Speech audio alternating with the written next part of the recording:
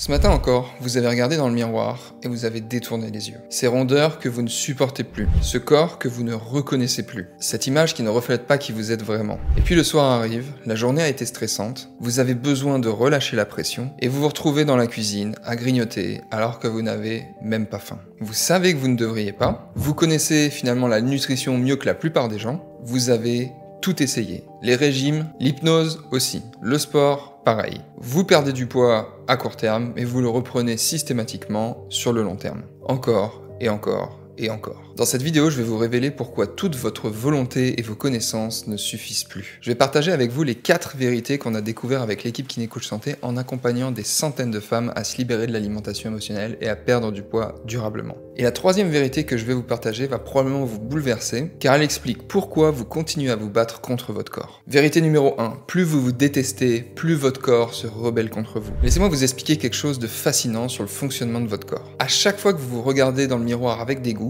à chaque fois que vous allez vous critiquer durement, votre corps réagit de façon très concrète. Il produit ce qu'on appelle l'hormone du cortisol. Le cortisol, c'est l'hormone du stress. Et ce qui est fascinant, c'est que votre corps, il ne fait pas la différence entre un stress physique et un stress émotionnel. Pour lui, lorsque vous vous détestez, mais vous êtes en danger. Donc votre niveau de stress augmente. Et plus vous allez maintenir ce niveau de stress élevé, plus votre taux de cortisol va être haut. Et c'est là que ça devient problématique pour votre perte de poids. Parce que de manière très simple, ce qu'il faut retenir, c'est qu'un taux de stress élevé, un taux de cortisol élevé, ça va venir énormément complexifier la perte de poids. De manière purement physiologique. Donc chaque matin, quand vous vous regardez dans le miroir avec dégoût, quand vous montez sur la balance en vous détestant, vous entretenez finalement ce mécanisme hormonal qui est exactement ce qui va contribuer à rendre votre perte de poids encore plus difficile. Et ça, c'est un véritable cercle vicieux. Plus vous détestez votre corps, plus vous stressez, plus ça devient difficile de perdre de poids. Et ça augmente votre frustration et ça augmente encore votre niveau de stress. Donc la première étape, c'est pas de vous battre encore plus contre votre corps, mais déjà de comprendre que cette guerre constante et ce dégoût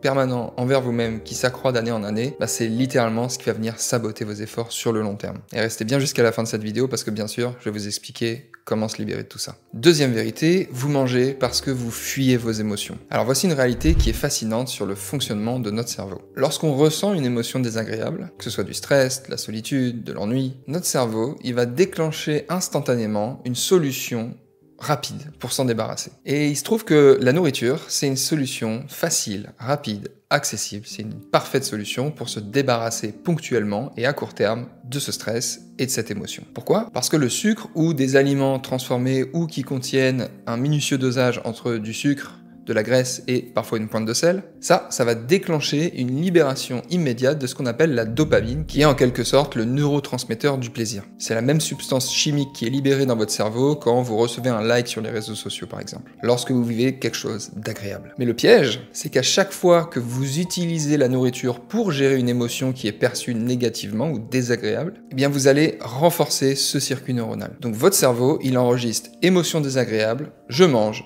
ça va mieux. Et le plus pervers, c'est que ce mécanisme, il fonctionne même si vous avez conscience de ça. Autrement dit, vous avez conscience que c'est pas ce que vous devriez faire, entre guillemets, mais vous allez quand même le faire et ça renforce encore ce mécanisme. Vous ne pouvez pas lutter contre ça quand ça se produit. C'est un peu comme un éternuement. Même en sachant que ça arrive, c'est presque impossible à stopper une fois que c'est déclenché. C'est la raison pour laquelle en avoir conscience et juste avoir la connaissance de ce mécanisme, ça suffit pas. Il va falloir progressivement reprogrammer ce mécanisme automatique, ce circuit neuronal, pour justement que ce ne soit plus un mécanisme automatique de j'ai une émotion que je perçois de manière négative, je me tourne vers la nourriture.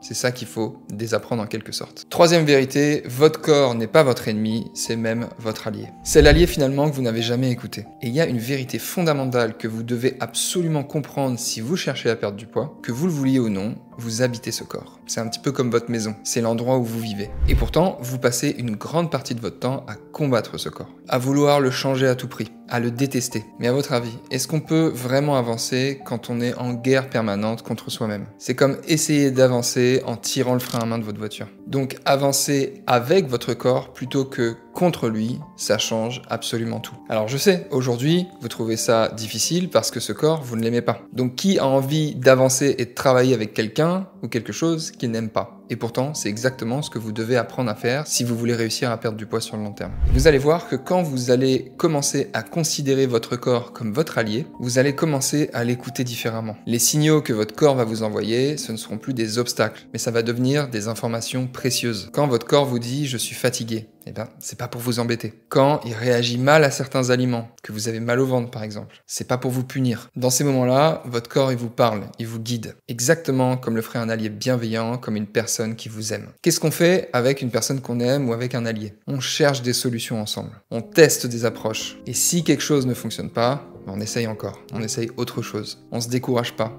On s'adapte. Eh bien, c'est exactement la même chose avec votre corps. Donc cette transformation physique, cette perte de poids durable que vous essayez, que vous visez peut-être depuis des années, elle commence par une décision fondamentale. Arrêtez de voir votre corps comme un ennemi à soumettre et commencez à le voir comme un allié à respecter. Donc la vraie question, c'est plus comment est-ce que je peux forcer mon corps à maigrir, mais plutôt comment est-ce que je peux collaborer avec mon corps pour retrouver notre équilibre d'avant ou finalement trouver un équilibre qu'on n'a jamais eu tous les deux. Un équilibre naturel. Vérité numéro 4, la clé ne se trouve pas dans ce que vous mangez, mais dans ce qui vous mange de l'intérieur. Ce qu'on va maintenant aborder, ça explique la raison pour laquelle vous avez beau savoir, entre guillemets, quoi manger, en quelle quantité, mais pour autant, vous n'arrivez pas à perdre du poids. Parce que le problème, il n'est pas dans votre assiette, il est dans ce qui vous pousse à remplir d'une certaine manière ou d'une autre votre assiette, et dans ce qui vous pousse à manger. D'ailleurs, les recherches en neurosciences montrent que la plupart de nos décisions alimentaires sont totalement inconscientes. C'est un peu comme s'il y avait un pilote automatique qui prenait le contrôle dès qu'une émotion intense va se présenter. Quand vous ressentez un vide émotionnel, à ce moment-là, votre cerveau, il ne fait pas du tout la différence entre la faim physiologique et la faim émotionnelle. La situation est inconfortable et il faut trouver un moyen rapide, facile, accessible d'améliorer la situation. La nourriture, encore une fois, est un excellent moyen pour ça, à court terme. Donc à ce moment-là, votre cerveau, il cherche à combler un manque. Mais le problème, c'est que la nourriture, elle ne peut jamais remplir un besoin émotionnel. Il y a une grande coach connue aux États-Unis qui dit « Si la faim n'est pas le problème, manger n'est pas la solution ». C'est comme essayer de remplir sa voiture avec de l'eau plutôt qu'avec de l'essence. Ça ne marchera jamais. Donc, ce qui vous mange de l'intérieur, que ce soit le stress, l'ennui, la solitude, la colère, la tristesse, ou peu importe, ce qui vous mange de l'intérieur, ça continuera à vous pousser vers la nourriture tant que vous n'apprendrez pas à nourrir ces émotions autrement qu'avec de la nourriture. Et ça, c'est la raison pour laquelle aucun régime ne peut résoudre un problème de poids qui est lié à la relation à l'alimentation. Donc en résumé, première vérité, plus vous vous détestez, plus votre corps va se rebeller. Chaque pensée négative déclenche du cortisol, la fameuse hormone du stress, et ça rend votre perte de poids encore plus difficile et de plus en plus difficile. Deuxième vérité, vous mangez parce que vous fuyez vos émotions. Ce n'est pas la faim physiologique qui vous pousse à manger, mais vos émotions qui demandent à être écoutées. Troisième vérité, votre corps n'est pas votre ennemi, c'est votre allié. Et donc en arrêtant de le combattre et en commençant à l'écouter, vous transformez complètement votre relation avec lui. Et enfin, quatrième vérité, la clé n'est pas dans ce que vous mangez, mais dans ce qui vous pousse à manger. Et ça, c'est la raison pour laquelle aucun régime ne pourra vous aider à résoudre ce qui est avant tout un enjeu émotionnel. Donc si ce que je viens de vous partager résonne avec vous, je vous invite à aller voir cette autre vidéo dans laquelle je vous explique les 5 signes qui prouvent que vous mangez vos émotions et comment s'en libérer. Je vous dis à tout de suite dans cette autre vidéo, prenez soin de vous, à très vite.